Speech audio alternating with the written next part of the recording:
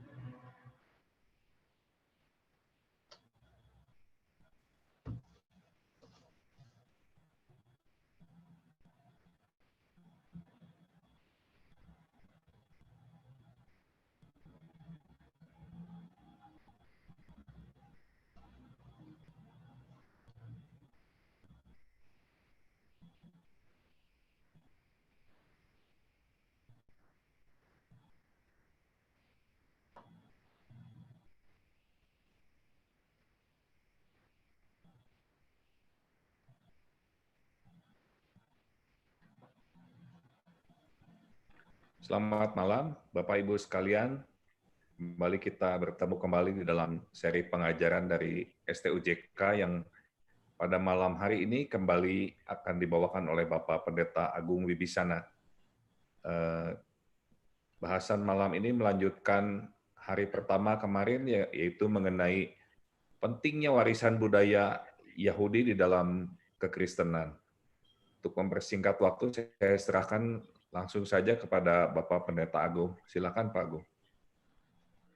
Selamat malam, mari kita masuk dalam doa, kita persiapkan, dan kita minta juga bahwa apa yang kita akan dapatkan, biarlah itu menjadi satu kekuatan baru, dan kita buka hati kita untuk mengikuti apa yang menjadi kebenaran dan kehendak Tuhan. Mari kita berdoa. Bapa, kami bersyukur karena kerajaan-Mu adalah kerajaan kekal. Kami hari ini akan belajar tentang kerajaan Israel, kerajaan yang Tuhan sendiri dirikan, dan menjadi contoh dan lambang bagi kami yang akan memasuki kerajaan yang kekal di dalam Kristus, yang memang sudah dinubuatkan, yang sudah diproyeksikan ke depan. Dan hari ini kami akan melihat betapa pentingnya gereja Tuhan dan kami sebagai orang percaya harus mengenal dan mengerti visi kerajaan-Mu Tuhan. Karena hanya melalui Kristuslah kami mendapatkan kesempurnaan, kelengkapan, dan sungguh-sungguh semuanya begitu utuh. Sehingga kami bisa belajar dengan mudah, dengan jernih, apa yang kami lihat dari hidup Kristus dan apa yang diajarkan dari awal sampai kepada akhirnya dia mendirikan kerajaan yang kekal itu, melalui kelahirannya sampai kepada kematian dan kebangkitannya mendirikan kerajaan yang kekal yang baru itu di dalam tubuhnya dan di dalam kuasa kematiannya, menaklukkan maut, dan dia memberikan kami semua orang-orang percaya tubuh yang baru. Dan kami percaya Tuhan bahwa kami akan menerima tubuh yang sempurna ini pada waktu akhir zaman, waktu Engkau membangkitkan seluruh tubuh kami yang sudah menjadi tubuh yang fana, hancur itu dengan tubuh yang baru. Engkau pindahkan kami dan Engkau berikan kedudukan yang baru dan kuasa yang baru dalam seluruh hidup kami. Terima kasih Tuhan, dan ajar kami, dan biarlah kami memohon dengan sungguh-sungguh kepada Roh Tuhan supaya kami bisa dicelikkan, kami dibukakan kebenaran yang indah, yang agung ini. Terima kasih Bapa, kami serahkan hati kami siap mendengarkan firman-Mu. Di dalam nama Tuhan Yesus, kami serahkan doa kami. Amin. Kita akan membuka bagian pertama, ya, kita akan melihat Kristus pusat kerajaan Allah. Jadi kerajaan Allah itu kerajaan yang sudah ada, yang kekal, dan terus akan mewujudkan dan menampakkan dirinya di dalam kesempurnaannya, yaitu di dalam Kristus. Dan ini semua dinantikan oleh bangsa Israel dan diproyeksikan, dinubuatkan, dan akan terjadi, sudah diprediksi, dan semua detail diberitahukan kepada bangsa Israel bahwa akan ada. Dan itu terbukti waktu Herodes menanyakan semua tentang kelahiran raja Sang Mesias itu kepada para ahli Taurat, ahli kitab suci, dan semua menjawab dengan tepat bahwa di Bethlehem, di tanah Yehuda, akan lahir Sang Juru Selamat. Nah, ini satu latar belakang. Jadi kita akan belajar hari ini adalah kesinambungan dan ketidaksinambungan. Ada yang berjalan, ada yang tidak berjalan. Ada yang terus berlanjut, ada yang tidak berlanjut. Itu kerajaan Allah, ya. Jadi kesinambungan dan ketidaksinambungan kerajaan Allah, Israel dan Kristus. Jadi Israel itu nanti berganti di dalam Kristus, dan Kristuslah adalah Israel yang baru. Christ the center of the kingdom of God. Jadi pusat daripada Israel itu adalah rajanya, pengajarannya, pemerintahannya, kekuatannya, kekuasaannya, dan bagaimana dia akan mengalahkan semua yang akan membuat manusia jauh dari Tuhan. Dan khususnya satu masalah yang paling besar adalah maut. Dan tidak ada satu orang bisa mengalahkan maut. Jadi kerajaan yang akan didirikan oleh Kristus adalah kerajaan yang bukan seperti bangsa Israel. Kerajaan yang hanya merupakan kerajaan sementara di dunia ini, tapi kerajaan yang kekal. Yang sudah dilihat oleh Salomo, dilihat oleh Daud, dan juga pada waktu raja-raja semua menantikan raja di atas segala raja itu, mereka melihat itu semuanya dengan iman mereka. Kita akan lanjutkan di sini pada Lukas pasal 4 ayat 43. Saya akan bacakan Lukas pasal 4 ayat 43. Demikian bunyi firman Tuhan. Tetapi ia berkata pada mereka, juga kota-kota lain, aku harus memberitakan Injil kerajaan Allah, sebab untuk itulah aku diutus. Jadi jelas Yesus diutus untuk memberitakan Injil, memberikan berita sukacita, berita tentang kerajaan Allah, tentang dirinya yang akan membebaskan bangsa Israel, membebaskan orang dari dosa, dan juga membebaskan manusia dari segala kuasa kutukan dari maut itu sendiri. Dan ayat 44 dikatakan, dan ia memberitakan Injil dalam rumah-rumah ibadat di Yudea. Jadi ini adalah berita yang dia sampaikan adalah Injil Kerajaan Allah, dan di setiap rumah-rumah ibadat, sinagoge-sinagoge sampai kepada bait Allah, Tuhan Yesus tiap minggu, tiap hari Sabat itu memberitakan tentang Injil Kerajaan Allah. Dan ini kita sadar bahwa kita jarang sekali mendengar Injil Kerajaan Allah atau Kerajaan Allah itu sendiri. Kalau Injil mungkin kita bisa mengerti ini. Apa maksudnya? Bahwa Tuhan Yesus mengajarkan Injil Kerajaan Allah. Dan dia mengajarkan bagaimana kerajaan Allah itu akan datang, bagaimana kerajaan itu akan disampaikan, bagaimana kerajaan itu akan dipenuhi dan dilaksanakan. Semua bergantung kepada dirinya, bergantung pada kuasa, kepada keadaan yang dia sampaikan semuanya. Dan ini penting sekali. Kenapa? Karena berita kerajaan Allah itu adalah berita paling awal membuka kitab Perjanjian Baru. Dan siapakah yang memberitakan?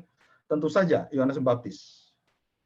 Jadi bertobatlah, kerajaan Allah sudah dekat dan sudah di depan mata, sudah ada di depan kita.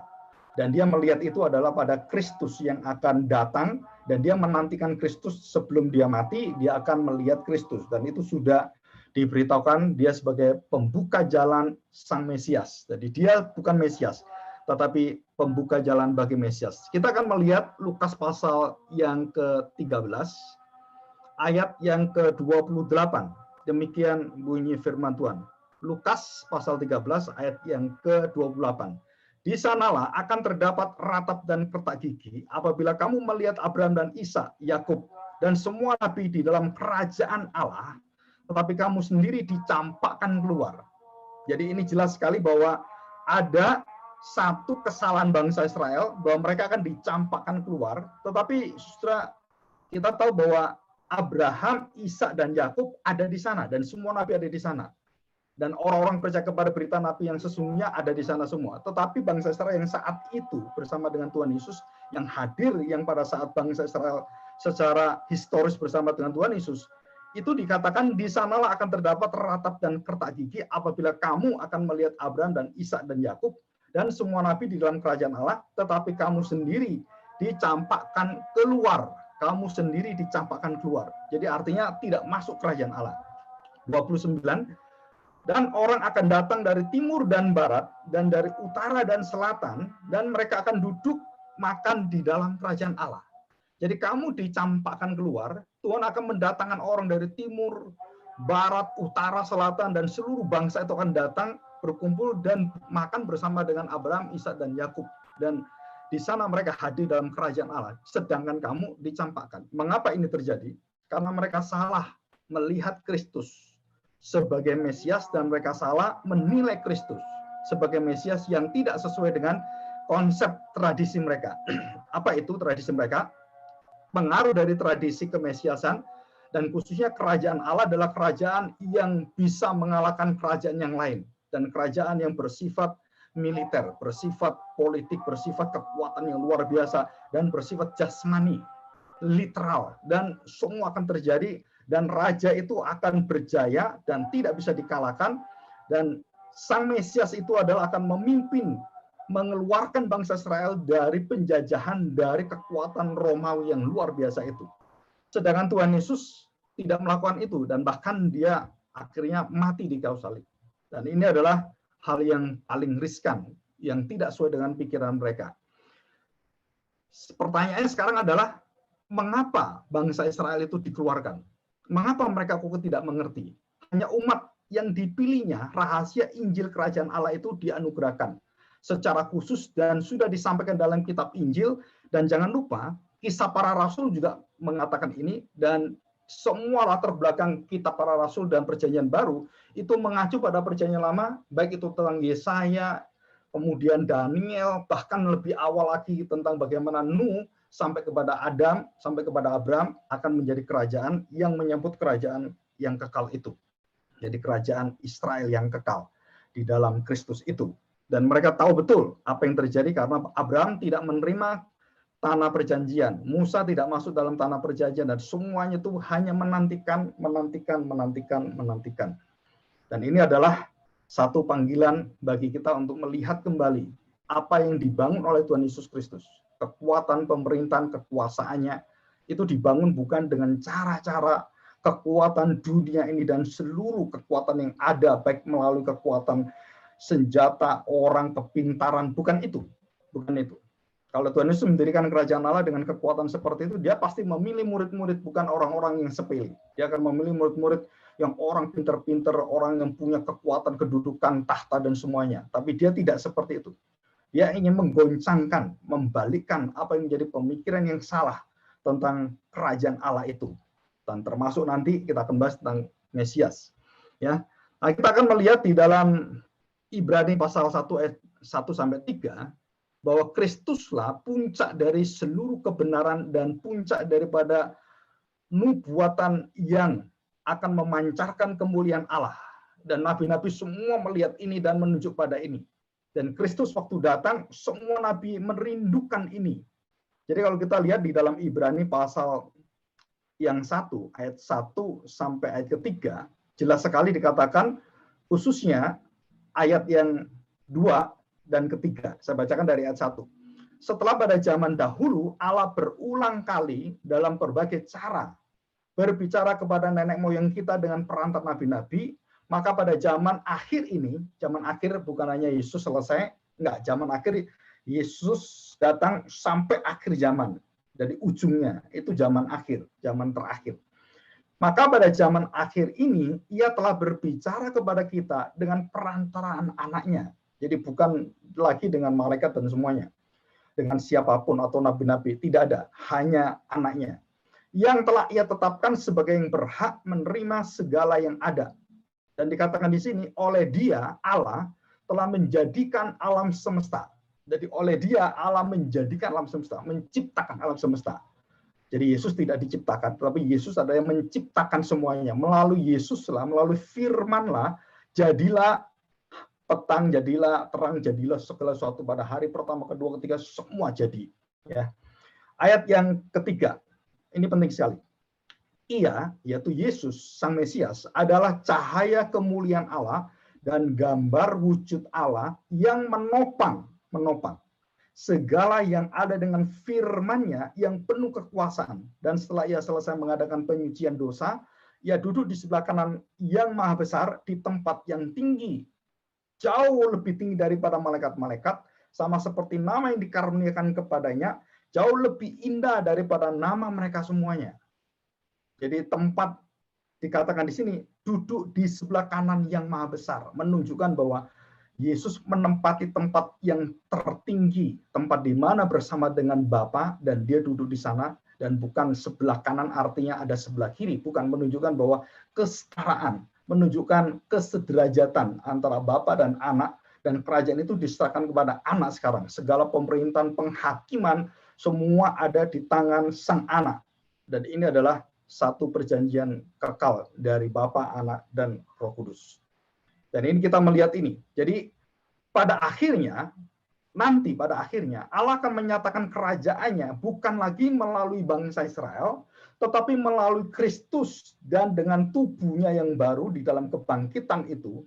Kristus membangun bait Allah, membangun Israel yang baru, membangun Yerusalem yang baru, membangun Sion yang baru, membangun kebangsaan yang baru dengan tubuh daging dan darahnya.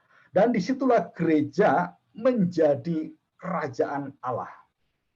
Jadi gereja, tubuh Kristus itu adalah bait Allah, itu menjadi kerajaan Allah, dan gerejalah yang akan menyampaikan pemerintahan, kekuatan dunia dikuasai oleh Kristus. Jadi kita bersaksi, menyatakan kasih Tuhan, menyatakan pengampunannya untuk menaklukkan dosa manusia.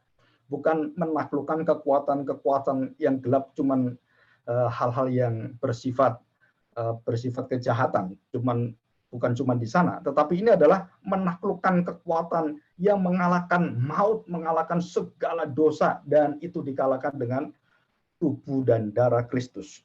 Jadi kita menjadi saksi Tuhan dan sampai ke ujung bumi. Dan ini jelas sekali bahwa Tuhan memakai gerejanya untuk memperlebar kerajaan Allah, orang-orang percaya. Gereja artinya bukan bangunannya, bukan fisikalnya, tetapi tubuh kita bersama dengan tubuh Kristus, darah Kristus bersama dengan darah kita, hidup Kristus bersama hidup saya, apa yang kehendak Kristus menjadi kehendak saya. Nah ini, gereja inilah yang akan memperluas, memperlebar kerajaan Allah. Ya, kita lanjutkan. Yang menjadi pertanyaan begini, banyak orang bertanya, Pak, kalau begitu, kapan kerajaan Allah itu didirikan? Ya, nah kita melihat Matius pasal 21, Matius pasal 21 ayat yang ke-31. Demikian bunyi firman Tuhan. Siapakah di antara kedua orang yang melakukan kehendak ayahnya? Jawab mereka, yang terakhir, kata Yesus kepada mereka. Aku berkata kepadamu, sesungguhnya pemungut-pemungut cukai dan perempuan-perempuan sundal akan mendahului kamu masuk dalam kerajaan Allah. Jadi ini ada semacam bahwa kerajaan Allah itu bukan kamu yang masuk, kamu bahkan akan dibuang, kamu akan dicampakkan. Tapi orang-orang sundal, pemungut cukai, penjahat-penjahat itu, orang-orang berdosa yang rusaknya luar biasa, masuk kerajaan Allah, dan kamu ketinggalan. Yang terdahulu akan terkemudian jadi terdahulu. Dan Tuhan katakan itu dalam perumpamaan kerajaan Allah. Jadi jelas sekali bahwa Tuhan Yesus tidak pernah memikirkan kerajaan Allah seperti mereka, bahwa mereka layak masuk kerajaan Allah.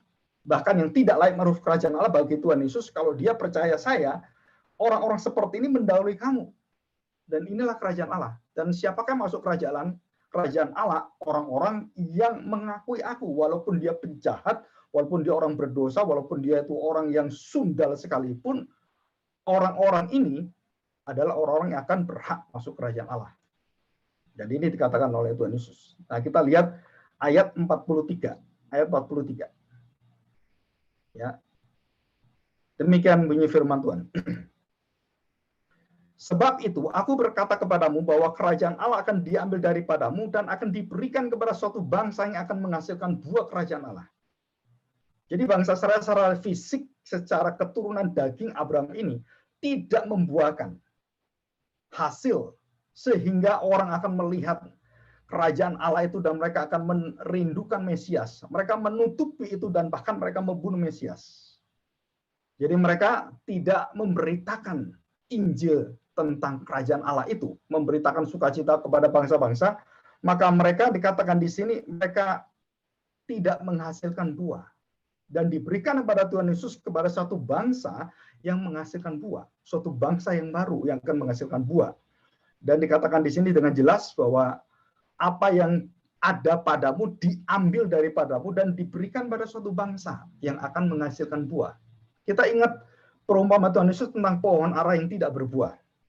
Dan 3 musim dinantikan Tuhan Yesus. Dan kemudian Tuhan Yesus datang terakhir dan melihat kesempatan yang sudah diberikan Tuhan tetap tidak berbuah. Dan Tuhan mengutuk pohon ara itu dan langsung menjadi kering dan mati pohon ara itu. Itu melambangkan kerajaan Israel, melambangkan bangsa Israel yang sudah bukan menjadi kerajaan lagi, bukan lagi menjadi bangsa Israel lagi, karena sudah tidak mengikuti apa yang Tuhan beritakan, apa yang Dia sampaikan bahwa Dia adalah utusan, Dia adalah Sang Mesias.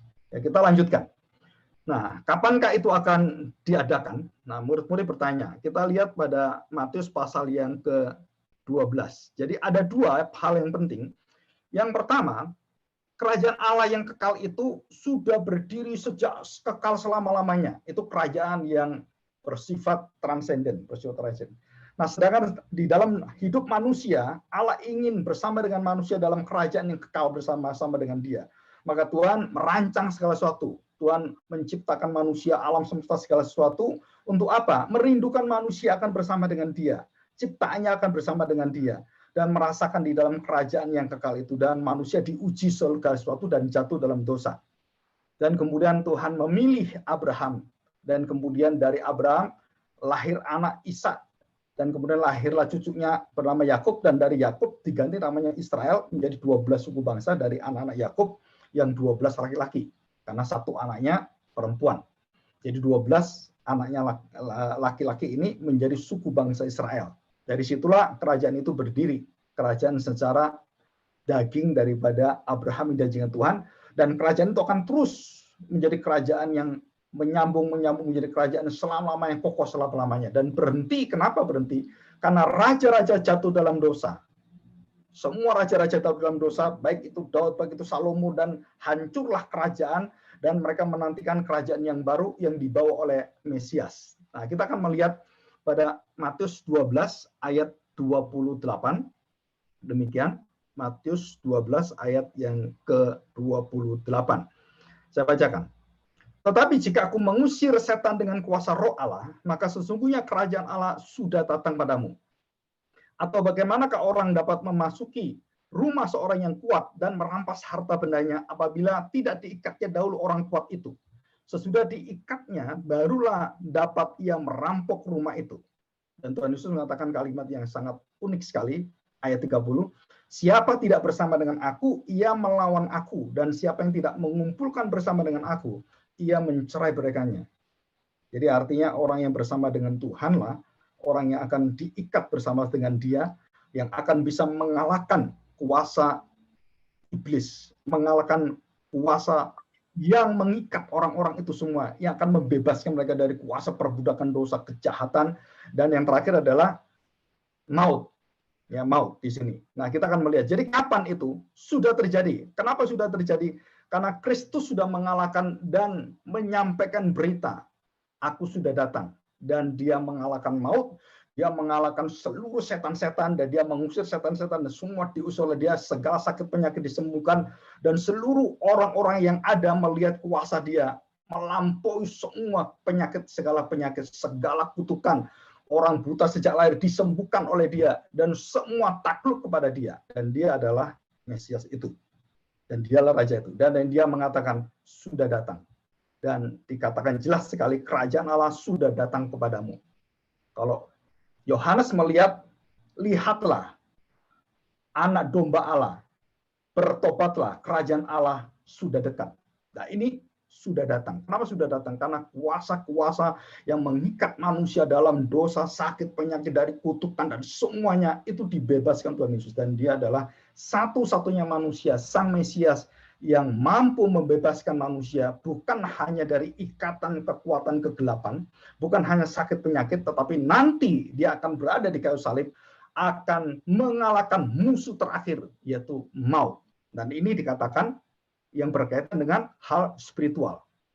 Jadi kekuatan yang akan membawa manusia semua masuk dalam kerajaan kekal tanpa ada lagi tubuh yang diikat dengan dosa.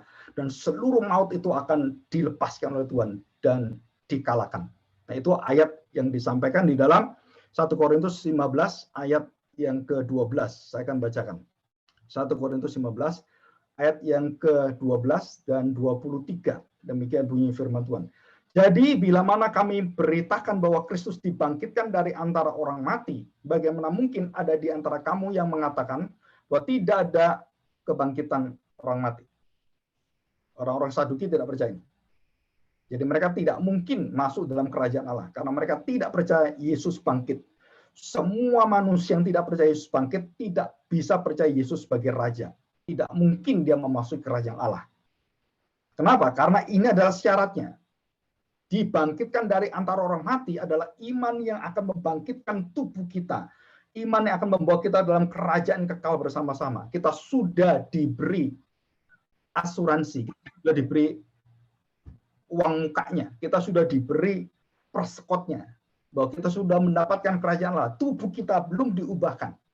Nanti akan diubahkan. Kita akan mati, tubuh kita akan hancur di tanah. Dan waktu Yesus datang kedua kali, dia menjanjikan kepada Maria, Marta, termasuk Lazarus yang mati. Lazarus bangkitlah. Dan Maria, Marta mengatakan, oh ya nanti akhir zaman akan bangkit. Tidak, hari ini akan bangkit. Dan kamu akan melihat anak manusia mampu membangkitkan manusia yang sudah mati. Dan itu akhir zaman akan dia lakukan dan menjadi jaminan bagi semua orang percaya yang mengaku Yesus sebagai Tuhan dan Juru Selamat. Dan kita masuk dalam kerajaan Kristus yang kekal.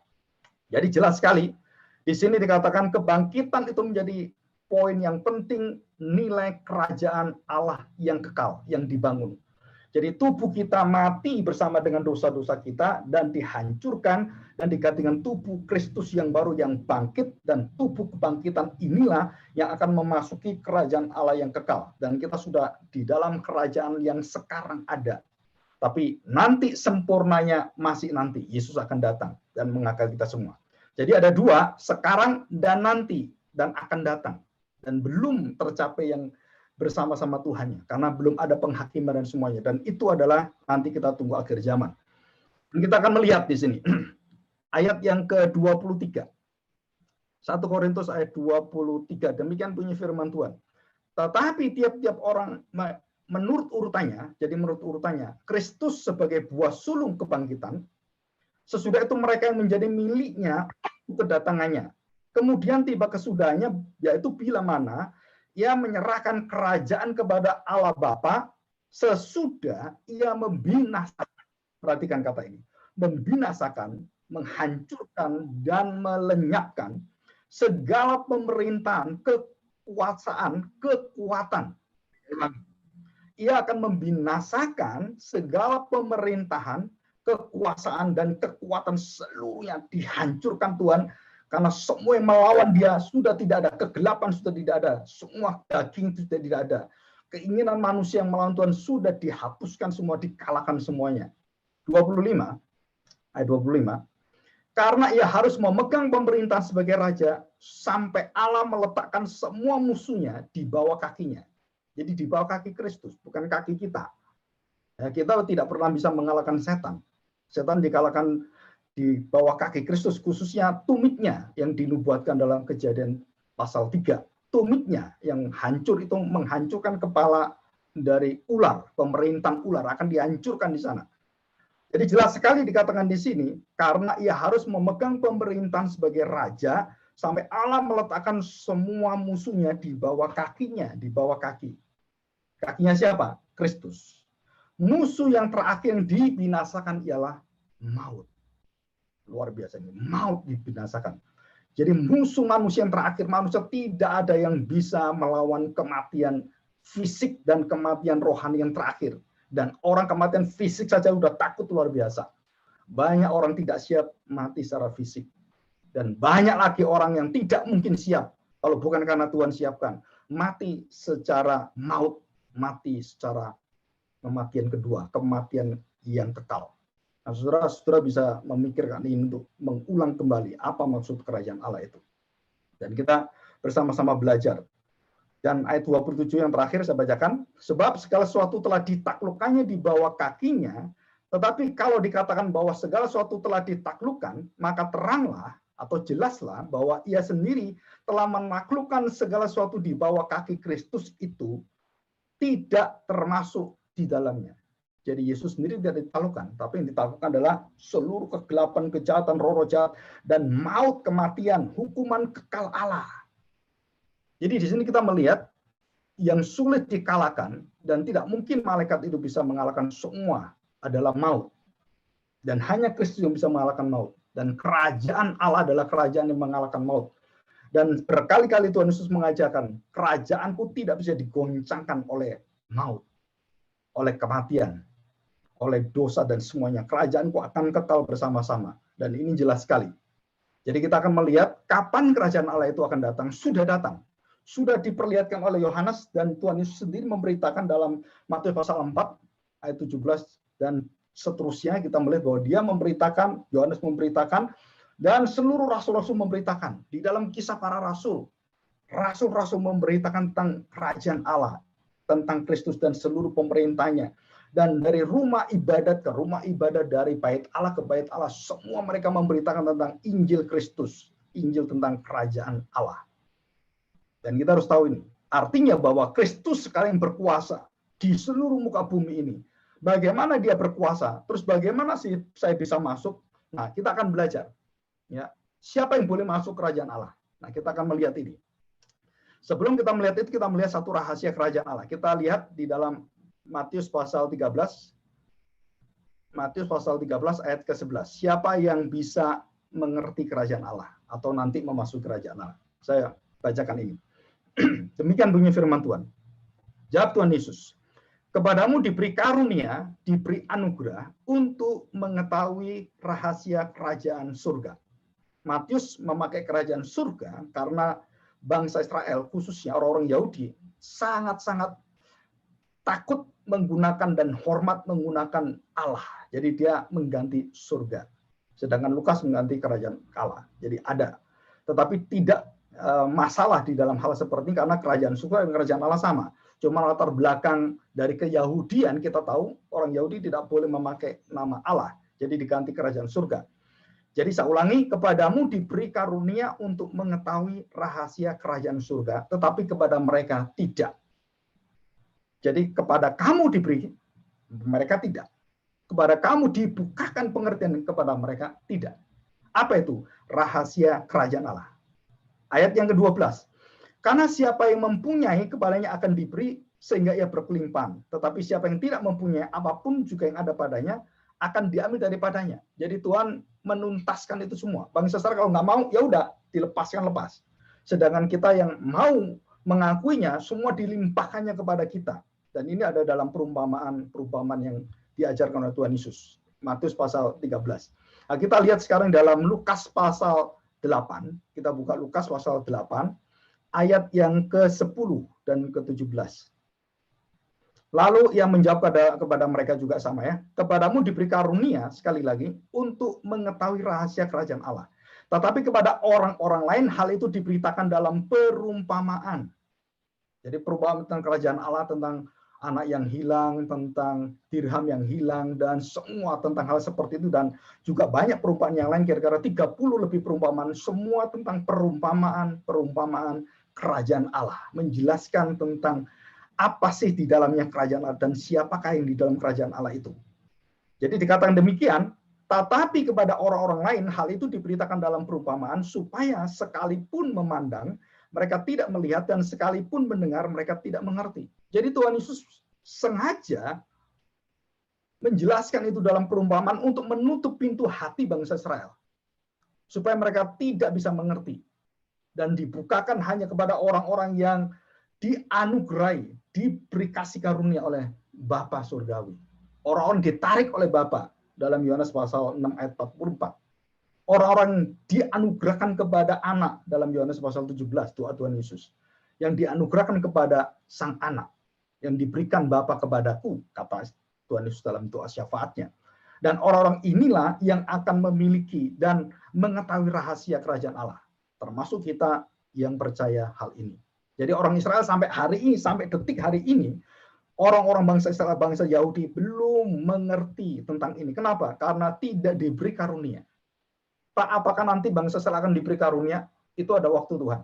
Dan Tuhan akan memberikan kesempatan pada akhir.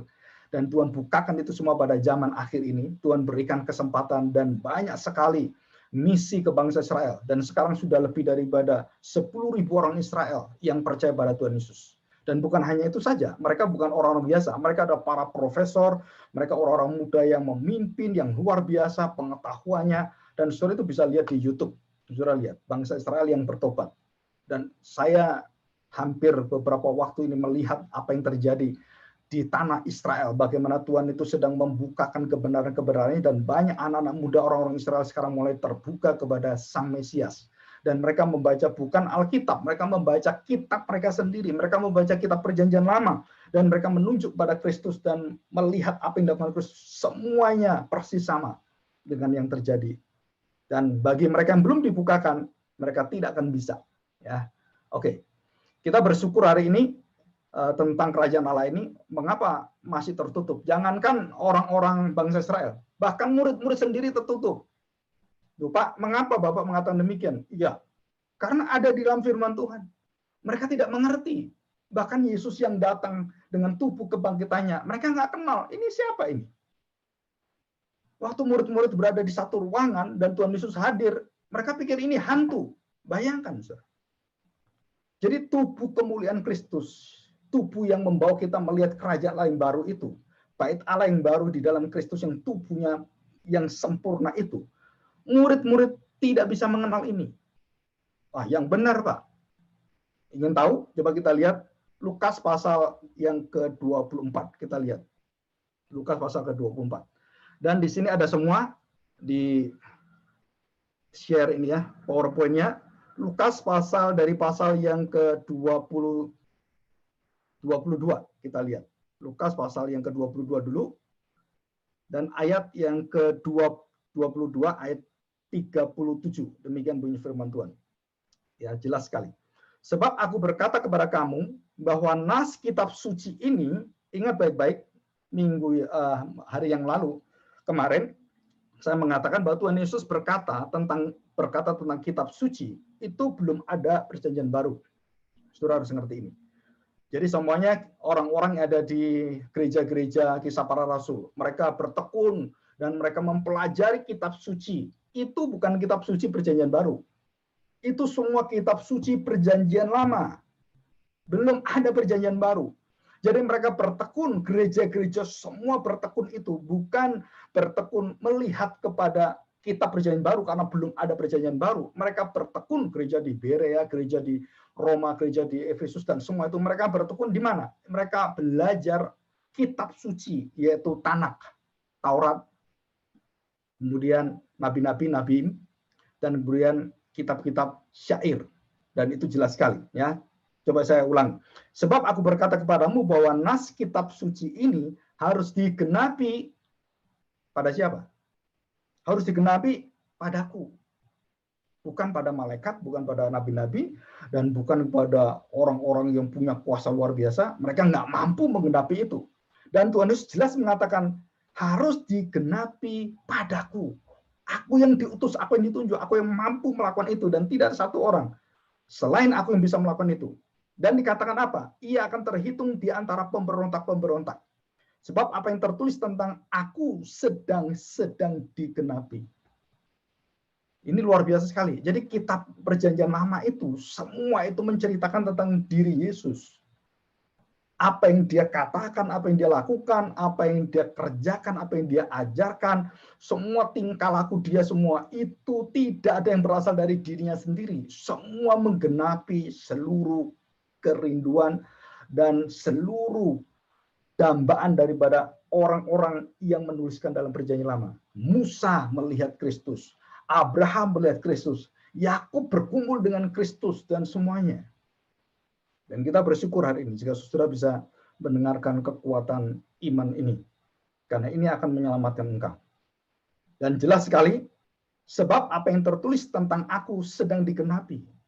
Luar biasa ini. Kita lihat pasal 24 ayat 16. Pasal 24 ayat 16. Ada sesuatu yang unik sekali. Perjalanan di Emmaus. Yesus menampakkan diri di jalan ke Emmaus. Ya. Saya bacakan ayat 16, saya tidak baca semuanya. Tetapi ada sesuatu yang menghalangi mata mereka. Apa itu? Sehingga mereka tidak dapat mengenal dia. Bayangkan, mereka bersama-sama dengan Tuhan Yesus.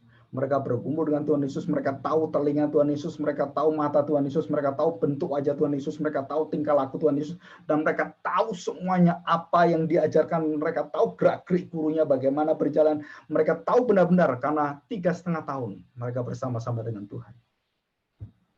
Tetapi dikatakan di sini, mereka tidak dapat mengenal dia. Kenapa mereka tidak dapat mengenal dia? Ini jadi pertanyaan yang luar biasa. Ini murid-murid pun masih nggak kenal dia. Kenapa? Karena mereka terkamiri dengan konsep kerajaan Allah yang salah. Mereka sulit menerima Tuhan Yesus yang mati, yang kalah. Dan mereka tertutupi dengan hal itu. Kesalahan konsep ini. Dan 17 dikatakan demikian. Yesus berkata kepada mereka, apakah yang kamu percakapkan sementara kamu berjalan? Kamu tuh ngomong apa sekarang? Kalian ini berbicara apa? Dan maka berhentilah mereka dengan muka yang muram. Mereka sedih sekali. Ya. Dan apa yang terjadi? Ayat yang ke-20. Saya bacakan. Tetapi imam-imam kepala dan pemimpin-pemimpin kami telah menyerahkan dia untuk dihukum mati. Dan mereka telah menyalibkannya. Nah ini yang membuat mereka tertutup. Padahal kami dahulu mengharapkan harapannya apa? Raja itu luar biasa. Bisa mengalahkan kejahatan, bisa mengalahkan penjajah. Nah, itu harapannya. Dan dikatakan di sini, padahal kami dahulu mengharapkan bahwa dialah yang datang untuk membebaskan bangsa Israel. Wah, mereka sudah ratusan tahun ingin dibebaskan. Yesus datang, nggak membebaskan. Malah dikatakan, Yesus malah dihukum. Bagaimana bisa seperti ini seorang raja kok jadi raja dihukum, raja mati dan sangat hina matinya. Aduh, bagaimana bisa? Dan disinilah rahasia itu. Untuk membebaskan bangsa Israel. Mereka ingin dibebaskan dari segala yang berkaitan dengan politik semuanya itu. Tetapi sementara itu telah lewat 3 hari, sejak semuanya terjadi, mereka ingat 3 hari ini sudah lewat. Tetapi beberapa perempuan dari kalangan kami telah mengejutkan kami. Pagi-pagi buta mereka telah pergi ke kubur. Perhatikan, mereka pergi ke kubur. Dan tidak menemukan mayatnya. Lalu mereka datang dengan berita bahwa telah kelihatan kepada mereka malaikat-malaikat yang mengatakan bahwa dia hidup. Ada berita hidup. Kenapa masih tertutup? Ini dikatakan malaikat-malaikat bersaksi. Kenapa mereka masih tertutup? Dan banyak sekali orang-orang percaya, gereja-gereja Tuhan yang posisinya sama seperti ini. Mengapa kita penting mendengarkan berita ini? Karena banyak kita tertutupi tentang hal ini, saudara. Dan dikatakan di sini, ia hidup, disaksikan Yesus hidup. Malaikat menyaksikan, perempuan itu ada menyaksikan. Tapi murid ini, Kleopas dan temannya, tidak bisa menerima itu. Pikiran mereka terhalangi, mata mereka terhalangi, hati mereka sulit menembus itu. Inilah masalah yang paling besar. Kerajaan Israel inilah yang menjadi masalah yang paling besar sampai akhir zaman. Nanti Tuhan akan berikan kesempatan yang indah pada bangsa Israel. Ini akan tetap melekat. Karena Tuhan katakan, yang diberi anugerah, yang diberi kasih karunia, baru bisa melihat. Yang tidak, tidak. Oke, kita lihat sekarang ya. Ayat 25. Lalu ia berkata pada mereka, hai kamu orang bodoh. Jadi Kleopas dan temannya, Tuhan katakan, kamu tuh bodoh sekali. Betapa lambannya hatimu, sehingga kamu tidak percaya segala sesuatu. Segala sesuatu, bukan hanya 1-2 masalah. 1-2 nubuatan, bukan segala sesuatu nubuatan yang ada. Yang telah dikatakan para nabi. Kok kamu nggak percaya? Kan sudah ada semua. Bukankah Mesias harus menderita semuanya itu untuk masuk dalam kemuliaannya? Dituliskan dalam Yesaya 42-53. Dituliskan oleh Yeremia di dalam nubuat-nubuat Yeremia, Yeskiel, dituliskan oleh Amos, dituliskan oleh banyak sekali penulis-penulis semua yang ada semuanya. Bahkan Yosua melihat ini, Musa melihat ini, Abraham melihat ini. Dan bukan hanya Abraham melihat, dia juga mempersembahkan anaknya Ishak sebagai contoh bagaimana Allah Bapa akan mempersembahkan anaknya, akan menderita mati. Dan ada melihat itu di dalam Ibrani pasal 11. Abraham dengan imannya melihat Kristus waktu dia mempersembahkan anaknya. Dan ini luar biasa sekali. Bukankah Mesias harus menderita semuanya itu untuk masuk ke dalam kemuliaannya? Dan inilah rahasianya. 27, lalu Yesus, ia menjelaskan kepada mereka apa yang tertulis tentang dia. Tentang siapa? Tentang dia. Jadi seluruh kitab suci itu, setiap ayat, setiap pasal, setiap kitab, dan setiap korpus yang ada menunjuk pada siapa? Dikatakan tentang dia. Apa yang tertulis tentang dia? Yaitu tentang Kristus. Dalam seluruh kitab suci, mulai dari kitab-kitab Musa dan segala kitab nabi-nabi. Jadi Musa dan semua kitab nabi. Ayat yang ke-28, langsung aja ayat 30 demikian. Ayat 30. Waktu ia duduk makan dengan mereka, ia mengambil roti, mengucap berkat, lalu memecah-mecahkannya dan memberikannya kepada mereka. Dan perjamuan kasih inilah menjadi satu nilai, perjamuan kudus inilah, perayaan yang luar biasa ini menjadi satu nilai yang akan membuka pikiran mereka. Ketika ayat 31, ketika Yesus membagi-bagikan, ketika Tuhan membagikan roti itu, bagaimana dia mengatakan, inilah tubuhku, inilah perjanjianku, inilah yang kamu harus ingat. Ketika itu terbukalah mata mereka.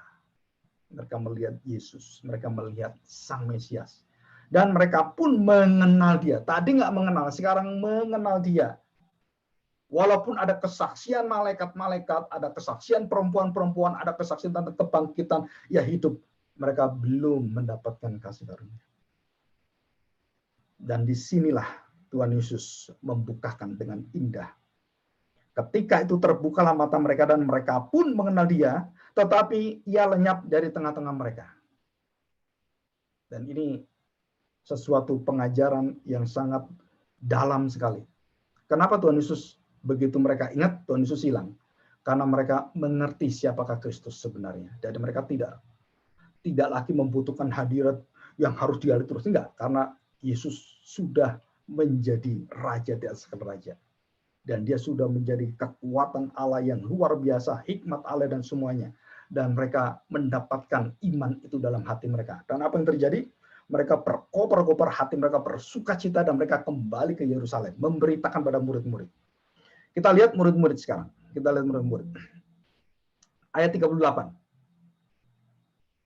Dari 37. Demikian bunyi firman Tuhan setelah Tuhan Yesus mengatakan dan berada di tengah-tengah mereka dan mengatakan damai sejahtera bagi kamu. 37.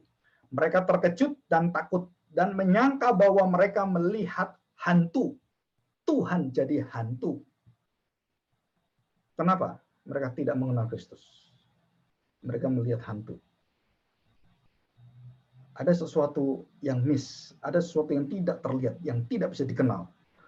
Dan Tuhan Yesus mengatakan damai sejahtera bagi kamu.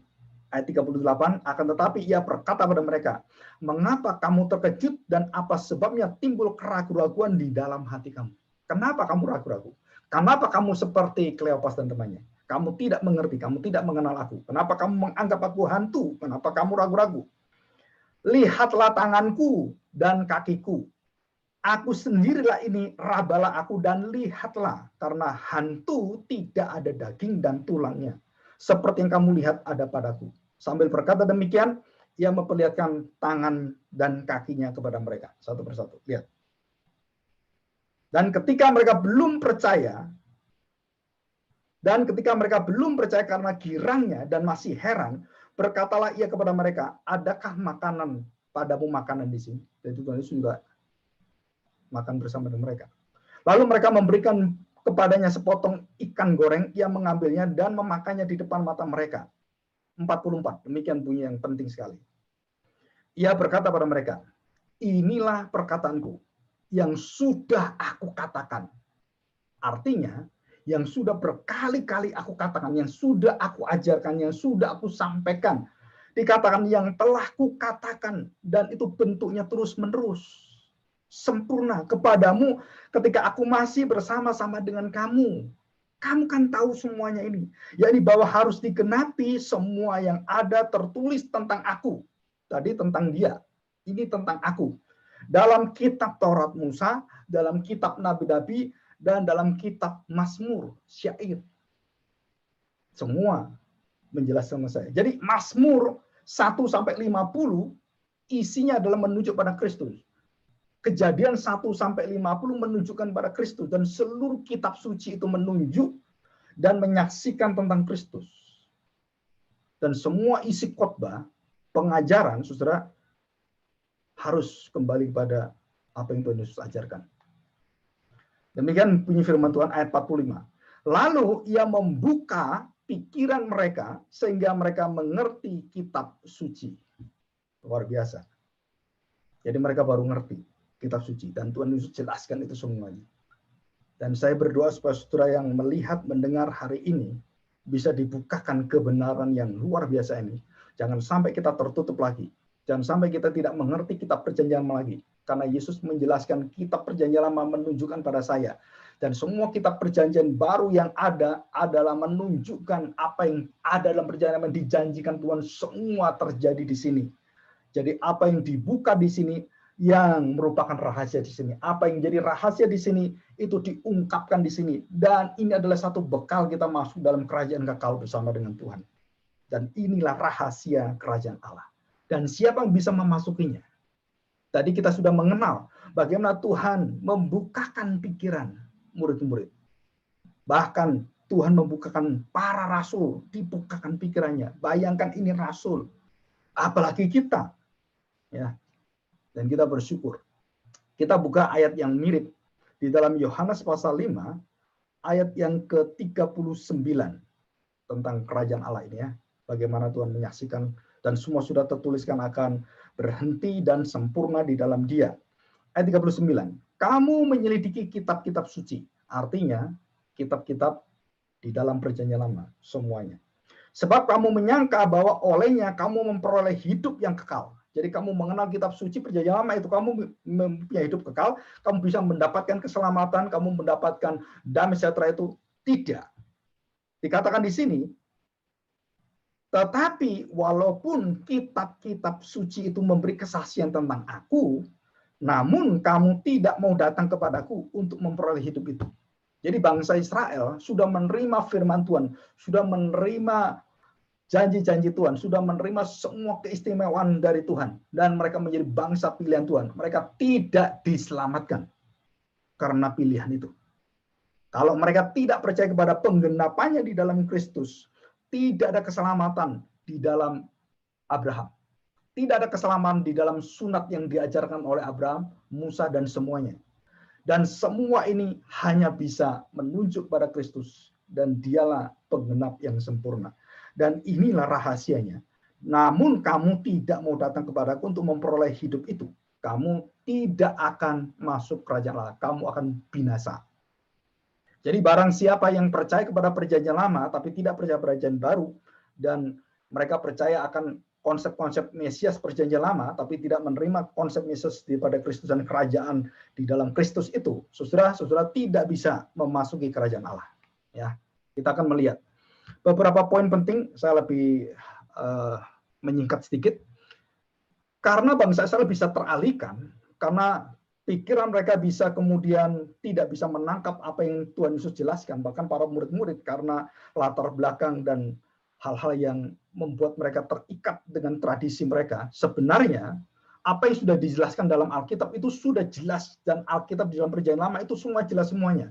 Cuman kuncinya adalah satu, tidak diberi kasih karunia. Ini rahasianya. Jadi kalau kita tidak diberi kasih karunia, kamu mau cari, kamu mau apapun nggak bisa.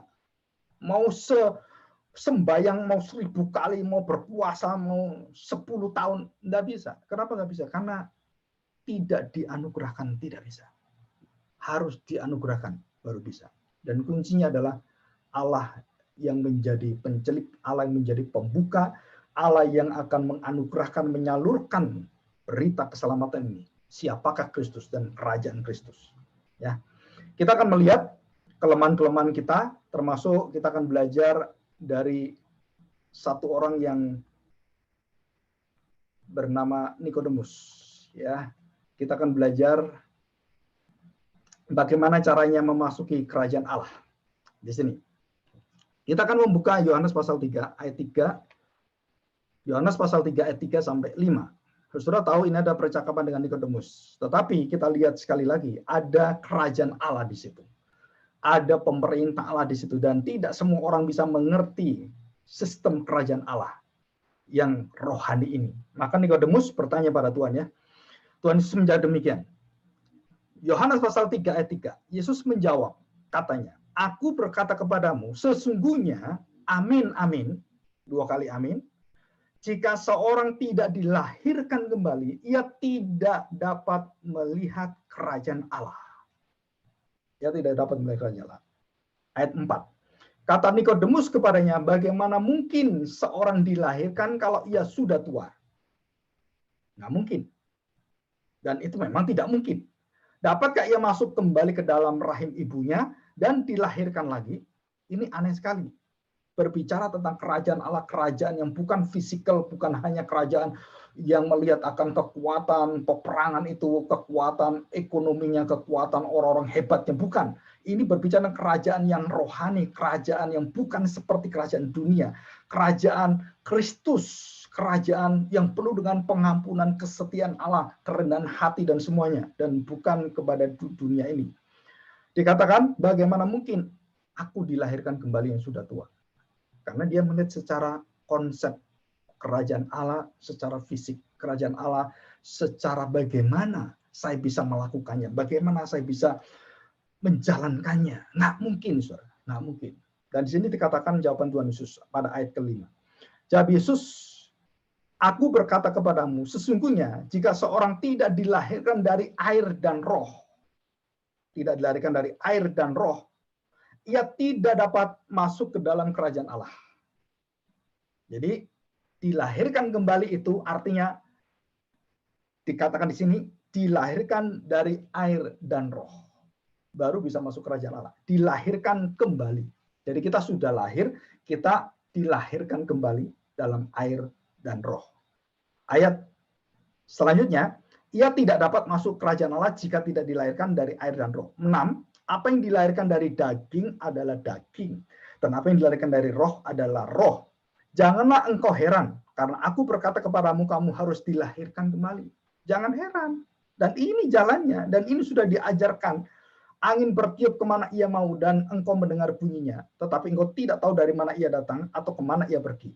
Demikianlah halnya dengan tiap-tiap orang yang lahir dari roh. Dan semua adalah bergantung pada roh Allah. Jadi bagaimana saya bisa masuk kerajaan Allah? Bagaimana saya bisa memiliki kerajaan Allah? Saudara, dengan satu-satunya jalan, dilahirkan kembali. Dilahirkan oleh air dan roh. Bukan oleh daging kita.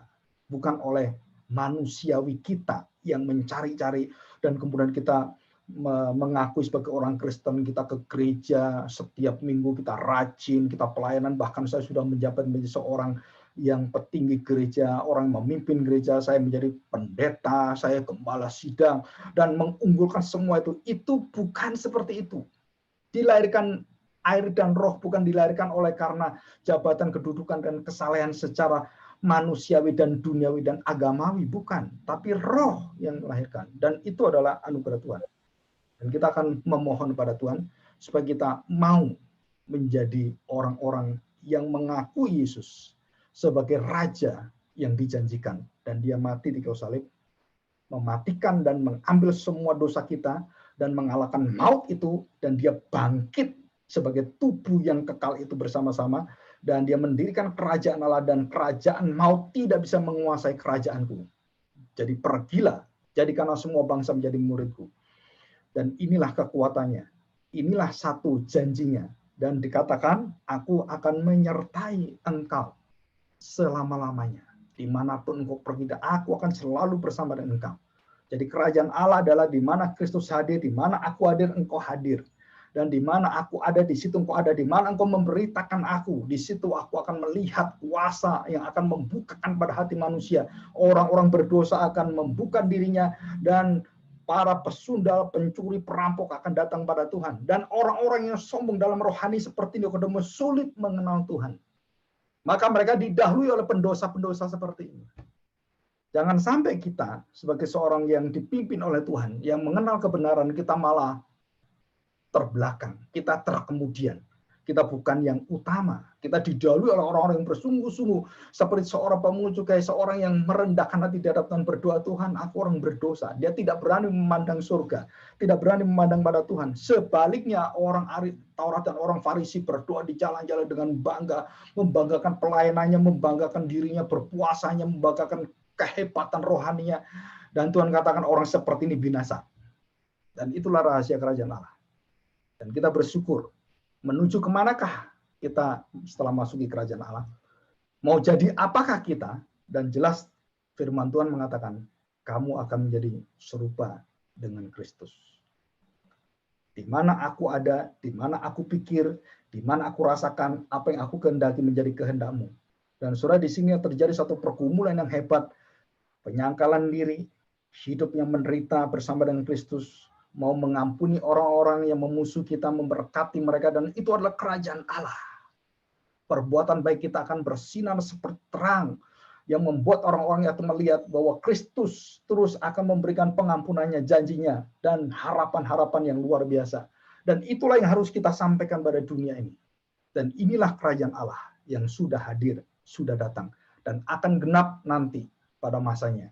Dan kegelapan sudah tidak akan menguasainya lagi.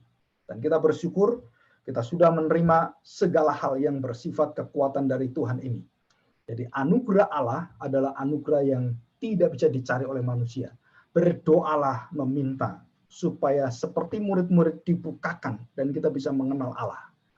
Jadi banyak orang tanya pada saya, Pak, saya ini sudah selamat atau belum? Saya sudah dibaptis, saya sudah melakukan pekerjaan-pekerjaan pelayanan, saya sudah melayani Tuhan, saya ingin sekali masuk ke sekolah Alkitab, saya sudah bercita-cita seperti ini. Apakah saya sudah pasti masuk surga? Saya katakan masuk surga atau tidak, bukan karena tindakanmu. Itu menyatakan bahwa kamu adalah orang-orang yang sudah percaya karena kamu dipakai oleh Tuhan. Bukan kamu menyatakan perbuatan-perbuatan seperti itu untuk mencari keselamatan dan bertanya pada diri kamu, apa saya sudah selamat belum? Apa saya bisa masuk kerajaan Allah belum? Bukan itu pertanyaannya. Kamu sudah di dalam kerajaan Allah, kamu kerjakan kehendaknya dan sangkalilah dirimu dan pikulah salib setiap hari. Dan apa yang ada padamu, lepaskan semua dan rangkulah Kristus. Kamu mendapatkan harta terpendam, harta yang terindah. Dan semua itu lepaskan semua dan peluk dia. Dan segala sesuatu akan indah pada waktunya. Dan inilah rahasia kerajaan itu. Sedangkan orang-orang Israel, kerajaan Israel, ada kerajaan yang ingin mencaplok dunia, menguasai dunia, ingin semua akan dibawa kuasanya bangsa Israel. Dan inilah kesalahan itu. Dan inilah jatuhnya bangsa Israel. Dan waktu anak Allah datang, nabi-nabi datang, dibunuh mereka satu persatu. Karena konsep nabi-nabi tidak sesuai dengan mereka. Mereka pingin seperti dunia ini. Nabi satu persatu dibunuh di Yerusalem. Dan Tuhan Yesus mengatakan itu. Dan bahkan Tuhan Yesus menangis luar biasa. Waktu dia naik ke ledai. Dan kemudian disambut Hosana, Hosana. Dia turun dengan tangisan yang luar biasa. Menangisi bangsa Israel. Karena salah melihat rajanya. Salah melihat Mesias. Dan disitulah Tuhan Yesus menangis. Dan dia menangisi dosa manusia. Dan kita bersyukur hari ini. Kita mohon biarlah kita dibukakan hati kita. Kita berdoa pada Tuhan. Tuhan, visi ini begitu jelas, begitu indah. Dan mari kita bersama-sama memulai dari diri kita. Mari kita mencintai kitab perjanjian lama. Karena dari sanalah sumber semua pengetahuan tentang kedatangan Kristus. Dan bahkan sampai akhir zaman. Dan di dalam perjanjian baru kita akan menemukan Kristus yang sangat indah menggenapi semua kerinduan para nabi, imam-imam yang melakukan ritual beribu-ribu tahun. Dan berapa anak kambing, anak domba, anak sapi dan semua dipersembahkan. Dan mereka menunjuk kepada Kristus. Dan kita berdoa, biarlah roh Tuhan akan membukakan hati kita. Dan kita akan masuk di dalam pengenalan kita akan Tuhan yang lebih dalam lagi. Mari nikmati hadirat kerajaan Allah, hadirat Kristus bersama dengan kita. Mari kita berdoa, kita akan mohon pertolongan Tuhan supaya kita diberi kekuatan dan kita bisa mengenal benar-benar Kristus, Sang Raja yang sejati. Mari kita berdoa. Bapa, kami bersyukur, sungguh Tuhan, kami seringkali tidak mengenal Engkau dalam kehidupan kami, karena kami berpikir mengenal Engkau adalah berkaitan dengan perbuatan-perbuatan kami. Tetapi mengenal Kristus, mengenal kerajaan-Mu, dan betul-betul mempercayai Engkau, itu adalah pekerjaan Roh Kudus sendiri. Bukan tingkah laku kami, bukan tingkah laku manusia. Maka hari ini Tuhan, rahasia kerajaan yang kekal itu bukan karena diwariskan dari nenek moyang kami, bukan karena Abraham bapa kami, bukan karena Musa nabi kami, bukan karena Eli yang hebat itu, bukan karena Elisa, bukan karena nabi-nabi, bukan juga karena malaikat-malaikat seperti Mikael, Gabriel semuanya.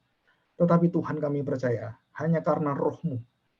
Dan Engkau mengatakan barang siapa percaya kepada Kristus, dia adalah Sang Raja, Sang Mesias. Maka disitulah barang siapa yang mengaku di hadapan manusia, aku akan akui engkau di hadapan Bapakku.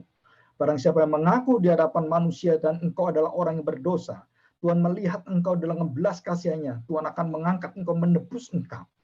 Dan disitulah kami mendapatkan satu kemenangan, satu janji, satu meterai darah Kristus. Dan kami menjadi bait-Mu yang suci, yang kudus. Terima kasih Bapa. Kami serahkan hati kami, pakailah kami. Dan semakin mengenal Engkau, kami semakin rindu bersama-sama Engkau menyaksikan Engkau pada dunia yang gelap ini. Terima kasih Tuhan. Berkatilah pada hari ini Tuhan, bangsa Israel yang terus menentang Engkau. Dan orang-orang dalam kegelapan yang terus tidak menerima Engkau.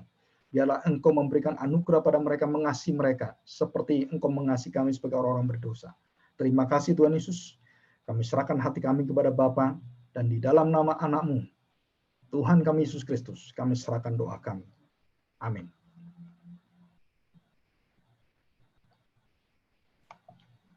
Terima kasih kepada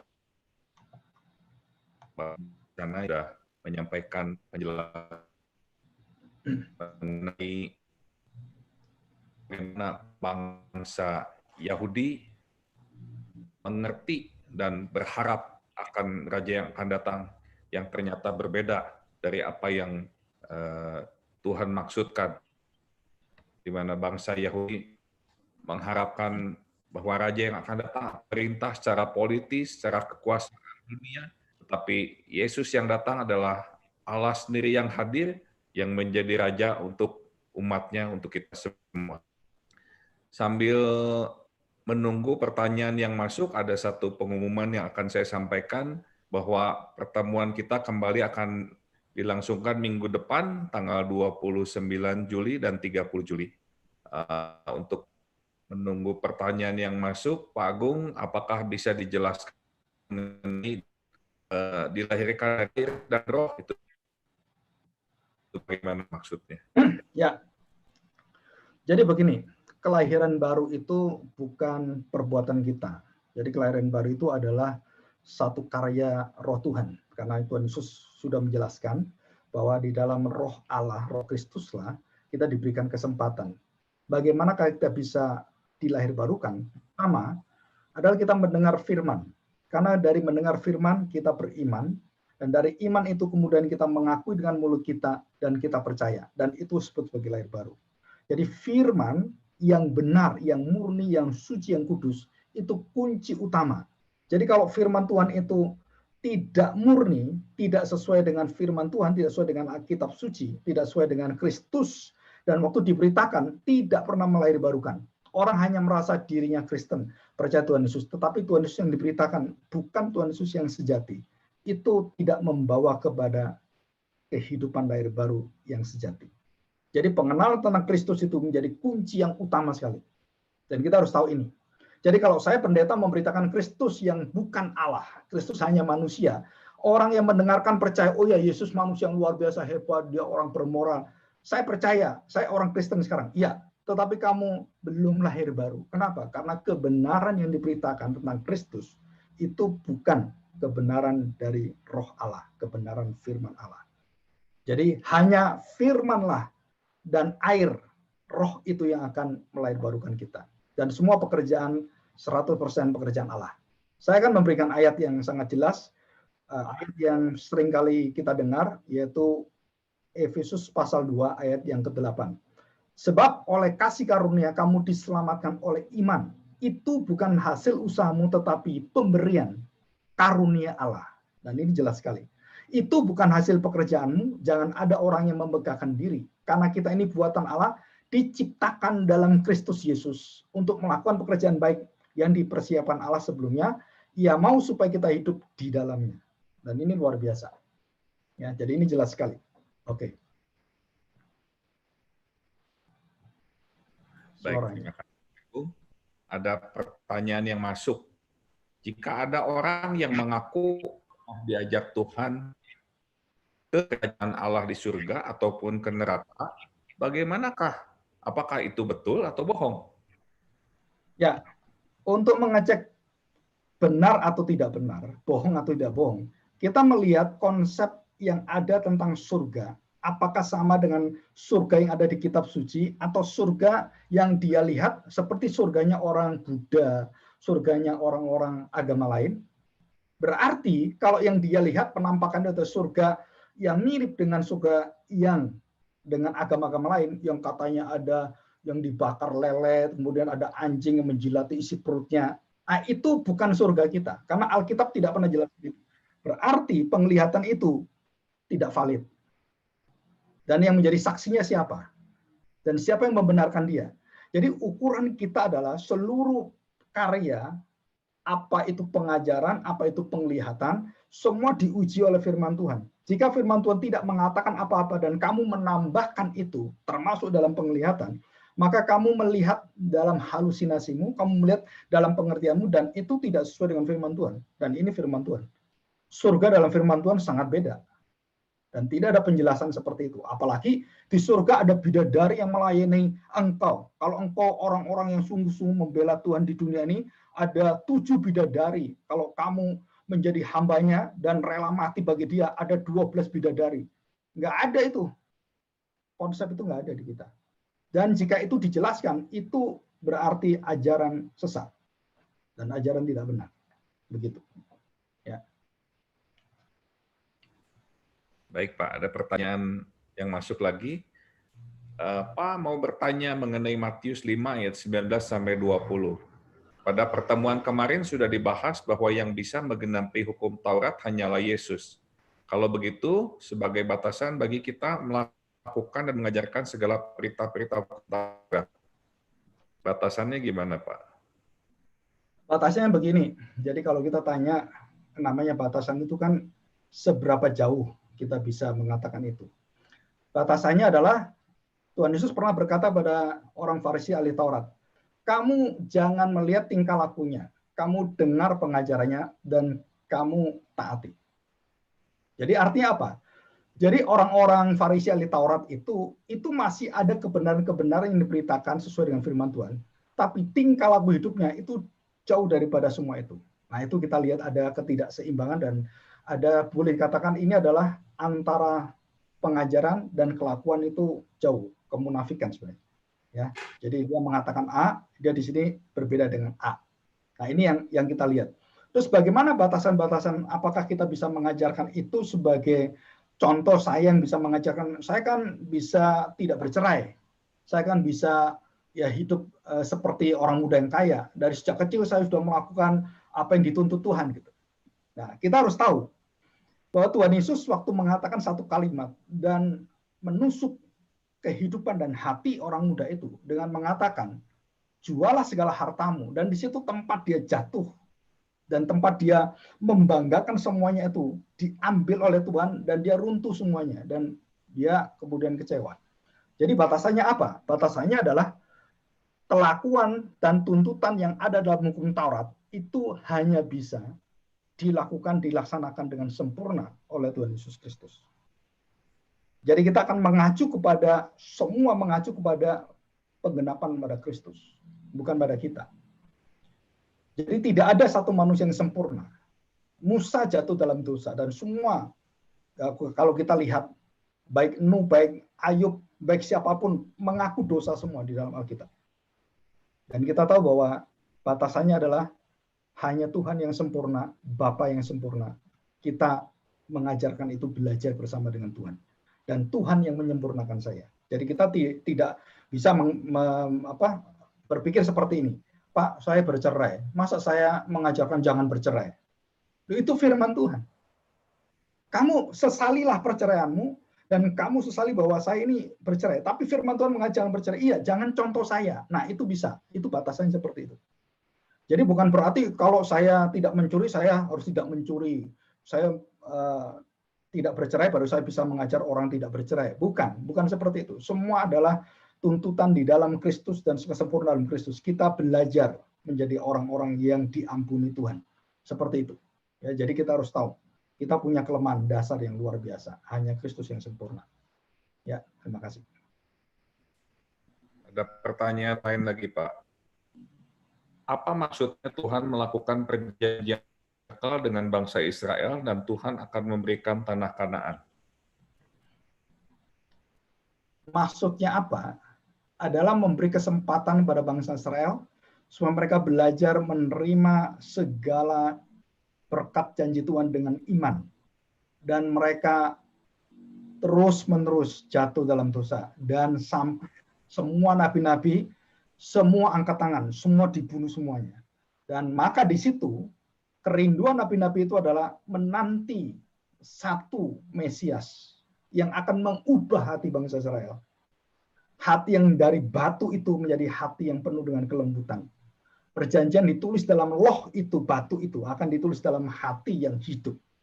Dan itu mereka menunggu sana. Jadi kenapa bangsa Israel seperti itu dan Tuhan menjanjikan pada mereka, tapi kok mereka tetap gagal. Karena Tuhan akan menantikan dan menjanjikan Mesias. Jadi ini kuncinya di sini.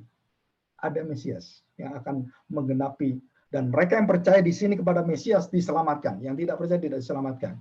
Dan termasuk perjanjian baru yang dituliskan di dalam perjanjian baru semua sama. Jadi kenapa Kanaan itu tidak bisa sempurna? Karena menunggu Kristus. Dan itu jelas sekali, ya.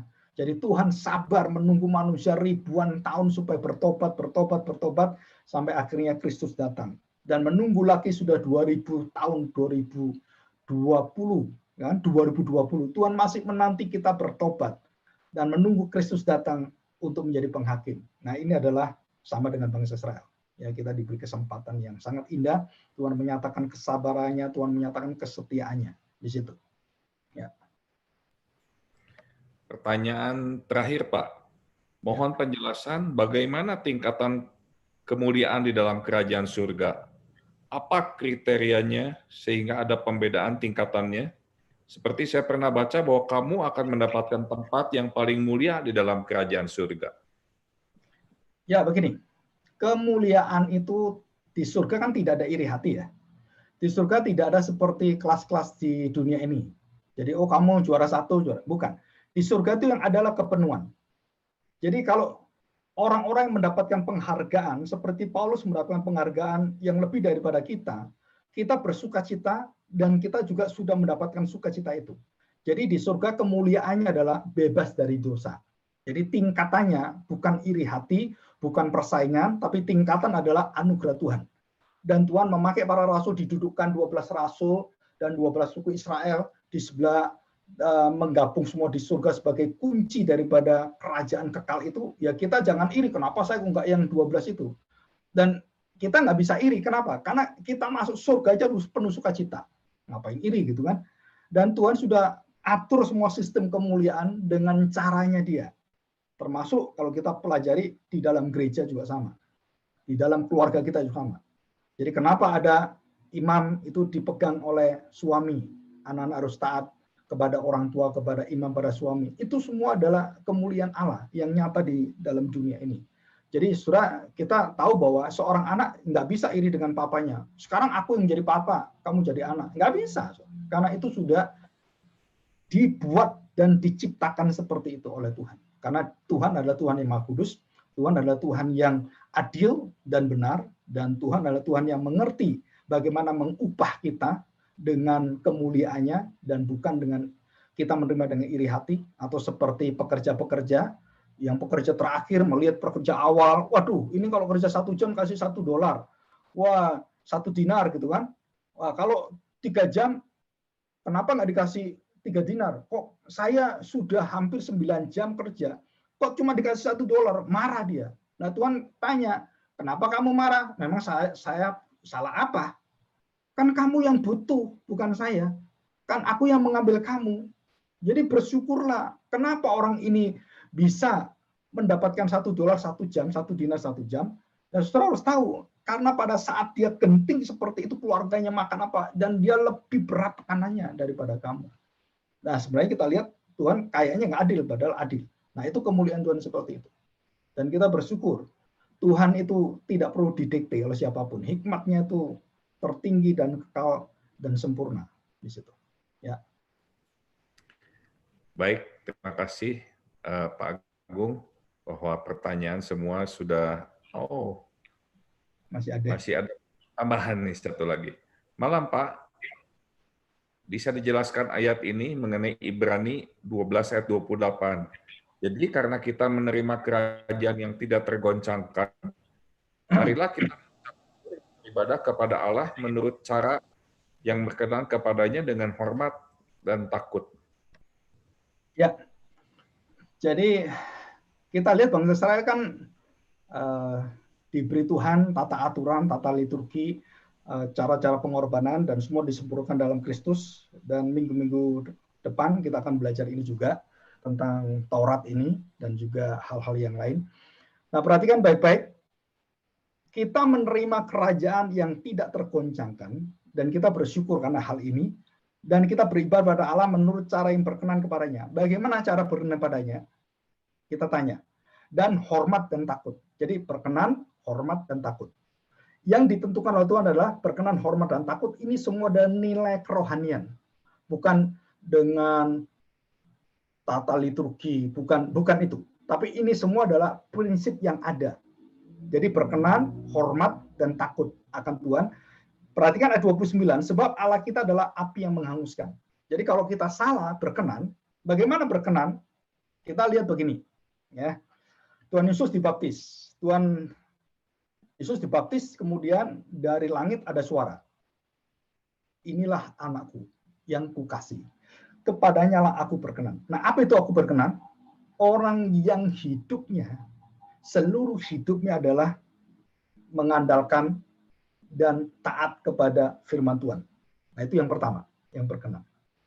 Dan kemudian bagaimana Yesus hormat kepada Bapaknya, segala sesuatu yang dia lakukan berkenaan dengan apapun, dia berdoa dan mendengarkan dan melakukan taat seperti yang diminta Bapaknya. Hormat. Nah, takut itu apa artinya?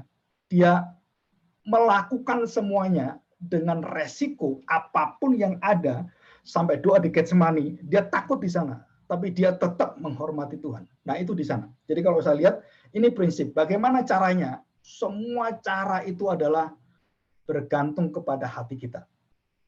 Tuhan melihat hati kita. Bagaimana cara hormat? Banyak orang mengatakan, oh Pak, kalau pakai piano lebih hormat daripada pakai band. Kalau kita nyanyi tanpa alat itu lebih hikmat daripada nyanyi pakai alat. Nggak bisa diukur seperti itu. Kenapa? Karena itu bukan berkenan, bukan hormat, bukan takut. Karena takut, hormat semuanya berkaitan dengan hati. Jadi mulai dari hatilah yang berkenan, takut, dan hormat. Nah, semua penampakan kita di luar itu adalah sukacita. Karena ibadah adalah sukacita. Jangan ada kepalsuan, jangan ada hal-hal yang tidak berkenan, dosa menutupi engkau. Semua harus berkenan di hadapan Tuhan. Nah, seperti itu. Jadi ini bukan masalah soal bagaimana caranya, bukan. Tapi ini adalah bagaimana hatimu. Ya, di sini. Oke, terima kasih. Ada lagi?